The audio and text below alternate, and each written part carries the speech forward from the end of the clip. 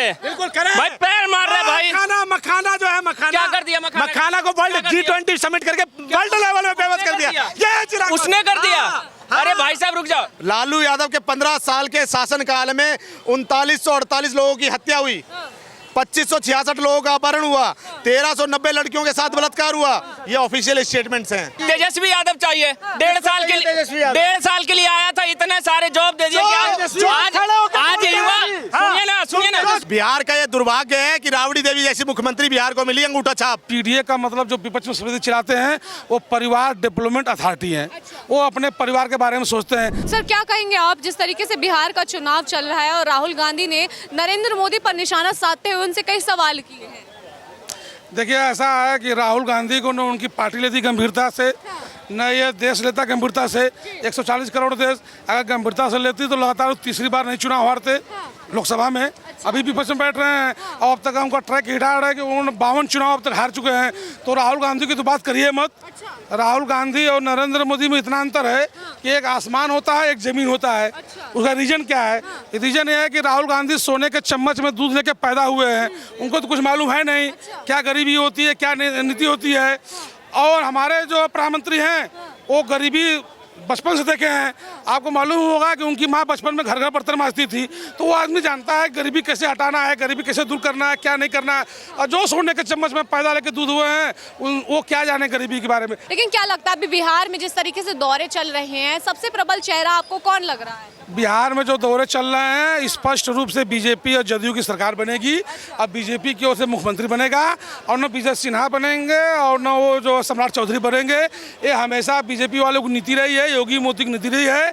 हमेशा shocking news देते हैं, सरप्राइज चेहरा देते हैं, जमीन से जुड़े हुए चेहरा देते हैं और वो काम करता है और वो काम करके दिखाता है। उसका उदाहरण मैं दिखा दिया आपको। मध्य प्रदेश में है, राजस्थान में है, गुजरात में है। आज लगातार 27 साल से उनकी सरकार है। मध्य प्रदेश में 25 साल सरकार है।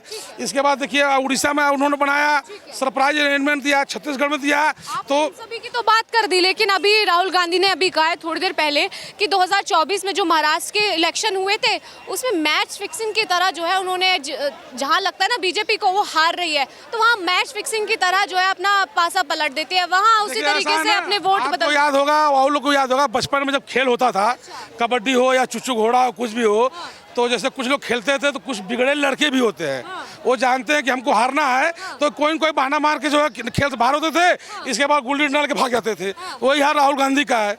उनको तो कुछ करना नहीं है, न कुछ। हार का क्या डर, क्या आपको लगता है कि वो जीत पाएंगे कभी? तैयारियां तो करते हैं ना। नहीं है, जो आदमी अपने जीवन अपनी शादी न कर पावे वो क्या तैयारी करेगा?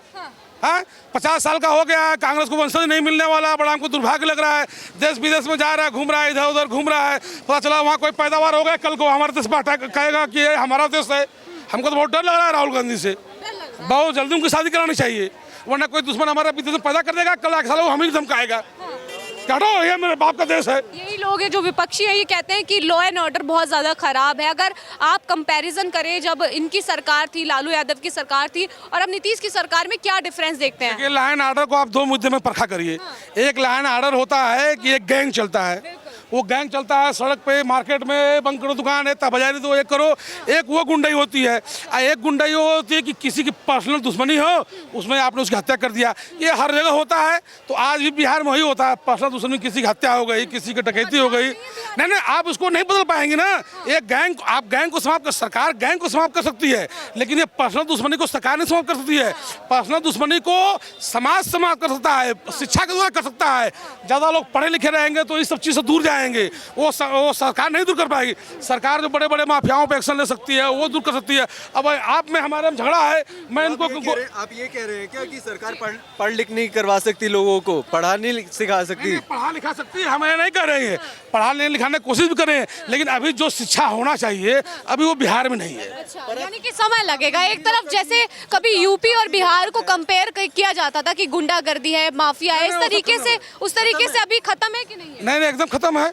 आप यूपी में दिखा दीजिए, किसी हिम्मत है क्या कि कुछ कर दे? हम तो भाई यूपी के रहने वाले, यूपी जानते हैं। और बिहार के भी न्यूज़ पढ़ते रहते हैं। देखिए मैंने आपसे बताया ना कि ये कानून व्यवस्था को आपको दो पलड़े पर तोड़ना चाहिए। एक होता है कि पूरा गैंग बना के पूरे समाज को परेशान करना, एक होता है कि आपसी दुश्मनी झगड़ा करना। तो जो गैंग बना के समाज को हड़काते थे वो खत्म हो गए हैं। आपको याद होगा कि राजू के सरकार में एक चंपा विश्वास IAS थे, उनकी औरत के साथ 2 साल तक लगातार बलात्कार किए राजनीतिक गुंडे। इसको कहते हैं कानून व्यवस्था खराब। इसको नहीं कहते हैं कि आप किसी एक आदमी को पकड़ के बलात्कार कर दिए। हालांकि नहीं होना चाहिए, हम डिनाई करते हैं, सरकार को उस हिसाब से पुलिसिंग करना चाहिए, देखरेख करना चाहिए, ये भी नहीं होना चाहिए। लेकिन ये सब आप एक बैग नहीं है, ये समाज ही समाप्त कर सकता है, वो शिक्षा के द्वारा ही हो सकता है। वही विपक्ष जो है PDA की बात कर रहा है, पिछला दलित इन सब की बात कर रहा है। तो क्या लगता है विपक्ष की जो ये रणनीति है, जातिगत जनगणना की ये बात कर रहे थे, इन सब से ये जो मुद्दा बनाया जा रहा है, इन सब से कोई फर्क पड़ेगा बिहार पर या नहीं? कोई फर्क नहीं पड़ेगा। PDA का मतलब जो विपक्ष में समिति चलाते हैं वो परिवार डेवलपमेंट अथॉरिटी है। वो अपने परिवार के बारे में सोचते हैं। आपको याद होगा यादव परिवार यूपी का है, उसके घर में करीब 35 सदस्य है, कोई विधायक है, कोई ब्लॉक प्रमुख है, कोई जिला कम है जब इनकी सरकार थी है।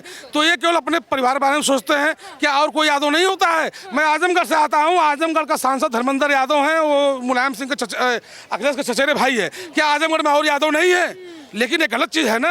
वो PDA का मतलब हो गया परिवार डेवलपमेंट अथॉरिटी। इन कोई सोच है न कुछ है। और जहाँ तक BJP का सवाल है, इसके पीछे एक बहुत बड़ा संगठन, देशभक्त संगठन RSS जुड़ा हुआ है। तो इस वजह से हमको ज़्यादा उम्मीद है कि कुछ करेंगे। हाँ, बिहार में जिस तरीके से हालात हैं, पलायन और रोजगार की बात की जाती है, क्या बिहार की जो मुद्दे पहले थे वही है या फिर कुछ और नया है? पलायन का कोई मुद्दा नहीं है मैडम। मेन मुद्दा था गुंडाराज, जिसको नीतीश जी ने कहीं ना तो कहीं खत्म किया है। 15 साल का लालू जी का जंगल राज देखा है। आज जंगल राज हम इसलिए बोलते हैं कि बहन बेटियों की इज्जत लूट ली जाती थी, रंगदारी टैक्स वसूला जाता था, ये तमाम तरह की ऐसी चीजें थी। बेटियों की शादी में गाड़ियां खरीदते नहीं थे, शोरूम को लूट लिया जाता था। तो इस तरह के जंगल राज को हमने देखा है। आपने तो उनकी राज को जंगल राज कह दिया, लेकिन राहुल गांधी ने अभी कहा है कि क्राइम कैपिटल हो चुकी है बिहार। कैपिटल क्राइम आप राजस्थान को नहीं मानते, जहाँ पे बहन बेटियों के बलात्कार हो जाते हैं, नाबालिगों के बलात्कार हो जाते हैं, उत्तर प्रदेश में जो हो जाते हैं, तब ये क्यों नहीं जाते वहाँ पे? ये सिर्फ एक प्रोपेगेंडा चलाते हैं, झूठा प्रोपेगेंडा चलाते हैं और ये इसी तरह से खत्म होते जाएंगे। ये भारत जोड़ो यात्रा करके कांग्रेस लुप्त कर दी, कुछ दिनों बाद निकालेंगे कांग्रेस खोजो यात्रा कि कांग्रेस बची कहाँ है। ये कहीं नहीं रह जाएंगे। ये इसी तरह का जातिवाद, सिर्फ इनके पास एक ही मुद्दा है, जातिवाद। अभी जातिवाद के नाम पर बिहार की राजनीति में कोई बदलाव ला कोई मुद्दा नहीं है, कोई ऐसी चीज नहीं होगी मैडम। देखिए इस बारी बस ये उछल पता क्यों रहे हैं? इनको पिछले विधानसभा चुनाव में जनता ने 78-80 सीटें दे दी। ठीक है, मैं कह रहा हूँ कि बिहार में RJD बिल्कुल खत्म हो चुकी थी और पलायन का जो मुद्दा आज आप बोल रहे हैं ना, पलायन का मुद्दा भी खत्म हो चुका होता काफी हद तक, मगर नीतीश जी ने गलती करी। नीतीश जी ने अपना समर्थन हटाया भारतीय जनता पार्टी से और जाके RJD में मिल गए। नहीं तो बिहार की जनता लालू यादव को चिता पे लेटा चुकी थी, उसकी पार्टी को सिर्फ एक माचिस लगानी थी। तो आपको लगता है कि जो भारतीय जनता पार्टी है वही जो है इस समस्या को खत्म कर बिल्कुल खत्म करेगी मैडम। ये डरावना, ये पढ़ दूंगा ना आपके सामने, ये डरावना किस तरह से 15 साल का जंगल राज था। लालू यादव के 15 साल के शासनकाल में 3948 लोगों की हत्या हुई, 2566 लोगों का अपहरण हुआ, 1390 लड़कियों के साथ बलात्कार हुआ। ये ऑफिशियल स्टेटमेंट्स हैं, आप गूगल करेंगे, आप गूगल से निकाल के लाया हूँ। और 1297 केस चोरी के रजिस्टर्ड हुए। हर साल 8198 केस जो है सिर्फ दंगों के रजिस्टर्ड होते थे। चंदा बाबू के 2 बेटे, चंदा बाबू के 4 बेटे, 4 बेटों में से 2 जो है अपनी दुकान चलाते थे, जिनसे रंगदारी उसूलने साबुद्दीन के जो है गुर्गे जाते हैं और उसको रंगदारी ना देने के एवज में उसको जो है तेजाब से जला दिया जाता है। एक बेटे को गोली मार दी जाती है। चुनाव जो इनके खिलाफ लड़ते थे, आपने MLA अजीत शंकर, MLA देवेंद्र दुबे, छोटन शुक्ला, इनकी गलती पता क्या थी कि ये लालू यादव की पार्टी के खिलाफ चुनाव लड़े थे, इनको मरवा दिया। BV विश्वास IAS अफसर हुआ करते थे, जिनकी वाइफ थी चंपा विश्वास, उनको जो है उनके साथ 2 साल तक बलात्कार करा, उनकी माता जी के साथ बलात्कार किया, उनकी भांजियों के साथ और उनकी 2 नौकरानियों के साथ बलात्कार किया। और बलात्कार किसने किया? मृत्युंजय यादव, जो इन्हीं की पार्टी के विधायक का बेटा था। लालू यादव के 2 के हिसाब से पूरी पार्टी करप्टेड है। आपदाओं में अफसर ढूंढने का काम करते हैं। लालू यादव की जब सत्ता से गए और बीवी को, बिहार का ये दुर्भाग्य है कि राबड़ी देवी जैसी मुख्यमंत्री बिहार को मिली अंगूठा छाप, जिससे पूछा गया मुख्यमंत्री बनने के बाद, जबरदस्ती मुख्यमंत्री बनाया। मुख्यमंत्री बनने के बाद पत्रकार महोदय ने पूछा आप कहाँ जाएंगी? मुख्यमंत्री बनने के बाद आप कहाँ जाएंगी? बोला मैं शौचालय में जाऊंगी। जो महिला सचिवालय को शौचालय बोलती हो, आप सोच सकते हैं उसका परिवार किस तरह का विकास करेगा। ये इनके 2 साले थे, सुभाष यादव और साधु यादव। ये बिहार में बिहार के लोगों से उनको सुरक्षित रखने के लिए, उनकी बहन बेटियों की इज्जत ना लुट जाए, इसके लिए रंगदारी टैक्स वसूलते थे। बिहार में एक भी इंडस्ट्री लगने दी क्या इन्होंने? ये बात करते। लालू यादव से जब बिहार के विकास पे बात करी जाती थी तो बोलते थे कि ममता कुलकर्णी और हेमा मालिनी की बात ले आते थे। बिहार में जब बाढ़ आती थी तो बोलते थे अब बिहारियों के घर घर में मच्छियां मिलेंगी और मच्छी बना के खाएगा। जब बोलते थे बिहार के रोड बनाने की बात करते थे तो बोलते थे जानवर खराब हो जाएंगे। इस तरह का जंगल राज बिहार ने देखा हुआ है, डरा हुआ है। चारा घोटाला क्या था? चारा घोटाला 1990 में लालू यादव को बिहार की जनता ने कभी लायक नहीं किया। 1990 में जबरदस्ती ये मुख्यमंत्री बने, एक डम्मी कैंडिडेट खड़े करके। 1990 में जो चारा घोटाला था ना, भैंस की सींग को तेल से चमकाने के लिए 15 लाख रुपए का तेल आपके पास फिर आऊंगी। क्या नाम है आपका? मेरा नाम दिलीप यादव। बिहार से? यहाँ पे हम बिहार से, दरभंगा डिस्ट्रिक्ट क्या से। कहेंगे? इन्होंने इतनी जो है राजनीति बता दी, राजनीति इतिहास इन्होंने खोल के सामने रख दिया। क्या लगता है ये वाकई जो ऑफिशियल डाटा इन्होंने पेश किया, कितनी सच्चाई है इसमें? इसमें इन्होंने जितने बात बोले हैं, हमारे को तो लग रहा है कि बहुत सच्चाई इन्होंने बोले हैं। बहुत बड़े भाई, ताली बजाओ भाई। मैं भी एक बात कहना चाहता हूँ, मैं भी बिहार, मैं तेज ही बोल रहा हूँ, मैं बहुत देर से बोल रहा हूँ, मैं थक चुका हूँ। मैं बिहार के जनता से या हमारे नवयुवक से अपील करता हूँ, जो हमारे देश का जो सीएम हो पढ़ा लिखा हो, चाहे कोई भी हो, ठीक है, मैं जातिवादी नहीं करता हूँ, चाहे कोई भी हो, लेकिन हमारे जो है ना, जो लालू यादव क्या बोल रहे थे, नहीं इनसे पूछिए लालू यादव के लिए क्या कह रहे थे? चारा चोर उसका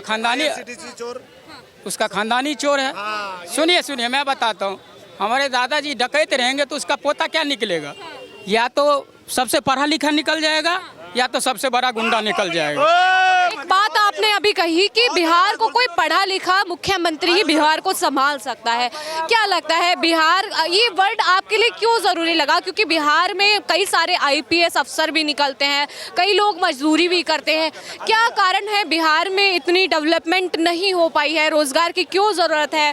क्या कारण रह गया कि इतनी अच्छी सरकार होते हुए, इतने टाइम तक रहते हुए बिहार अभी तक इतना डेवलपमेंट नहीं दे पाया? देखिए, लालू यादव के सरकार में तो जंगल राज रहा, सब जानते हैं। हम नहीं जानते, हमारे माँ बाप हैं, सब बताते हैं, या उसी टाइम की बताता हूँ। 15 साल उन्होंने ऐसा राज किया, जातिवादी पे बहुत सारे राज किया, जो ऐसा समय आता था जब रोजगार मांगते तो हीरो हीरोइन को बुला लेते थे, ठीक है। बहुत डर था बिहार में, लेकिन अभी मान लीजिए नीतीश जी का सरकार है, अभी भी बहुत अच्छा है, ठीक है। लेकिन दोबारा नीतीश जी को आना चाहिए सरकार? क्या? हाँ, नीतीश का मैं देखना मैं ये नहीं चाहता हूँ जो नीतीश जी आ जाए। हमारे देश का भविष्य के लिए हमारे को देखिए किसी से डर नहीं लगता है। अच्छा। ब्राह्मण हो, ठाकुर हो, हम याद में हम अपने भविष्य के लिए छोड़िए, हम इसको हम बाद में दिखाएंगे। हमारा भविष्य ये है, जो मान लीजिए हमारे बाप दादा जो कर गए, हम जो कर गए, अलग बात। मैं ये चाहता हूँ जो हमारे देश का जो ना पढ़ा लिखा जो होगा ना, तो हमारे देखिए कि यहाँ पर बात हो रही है। क्या लगता है बिहार को कौन सा ऐसा नेता है, कौन सा ऐसा युवक है जो बिहार को संभाल सकता है? ये रहा मैडम चिराग पासवान, जो बिहार फर्स्ट और बिहारी फर्स्ट की बात करता है, और जो कहता है कि पलायन का मुद्दा कहीं ना तो उसको भी पीड़ा होती है। आज बिहार कृषि प्रधान देश है रुको यार 2 मिनट रुको भाई, कृषि प्रधान देश है, जहाँ पे जो है मोटे अनाज को प्रमोट करके ये कहीं ना तो कहीं बिहार में रोजगार दिया जा सकता है। ये ऐसे नहीं चलेगा ना मैडम, ये सारी चीजें। अरे चिराग पासवान को मौका दो, मुख्यमंत्री बनाओ, और देखो उसके बाद कैसे बिहार में बाहर होती बनेगा तभी कुछ करेगा। आपके हिसाब से क्या? नहीं, मुख्यमंत्री बनेगा तभी कुछ करेगा। आपके हिसाब मंत्री यार कुछ तो करे। बिल्कुल करे भाई, पैर मार रहे भाई। मखाना जो है, क्या कर दिया? मखाना को वर्ल्ड G20 समिट करके वर्ल्ड लेवल में फेमस कर दिया। ये चिराग उसने कर दिया। अरे भाई साहब रुक जाओ, आपके हिसाब से क्या करेगा वो? अपने क्षेत्र में तो कुछ कर लेगा, अपने क्षेत्र में तो कुछ कर करके किया भैया, बताइए जरा। बिहार के अंदर में मैं तो बिहार से नहीं हूँ, लेकिन मैं इतना जरूर जानता हूँ कि आज भी, अरे रुक जा भाई, आज बिहार की अगर तस्वीर बदलनी है तो पलटू राम नीतीश को कब तक लाते रहोगे? नीतीश की बात ही नहीं कर रहे ना। आप क्या लाना? तेजस्वी यादव चाहिए। 1.5 साल के लिए आया था, इतने सारे जॉब दे दिए। आज युवा, सुनिए ना, अरे 1 मिनट रुक जाइए सर, 1 मिनट। तुम तेजस्वी चाहता है पहले ये बताओ। सुन तो लीजिए। Yes or no? तुम चाहते हो अरे यार सुन तो लीजिए तेजस्वी यादव को क्यों लाना? तेजस्वी यादव आया था ना, इतने सारे नौकरियां दी, सरकारी नौकरियां दी कि युवा, आज का जो युवा है मोदी को वोट देना चाहता है, और हम भी वही है। भले तेजस्वी ने हम लोग को जॉब प्रोवाइड किया था 1.5 साल रहकर, लेकिन हम चाहते हैं कि इस बार बिहार में बीजेपी का 70 बने, सीधी सी बात है।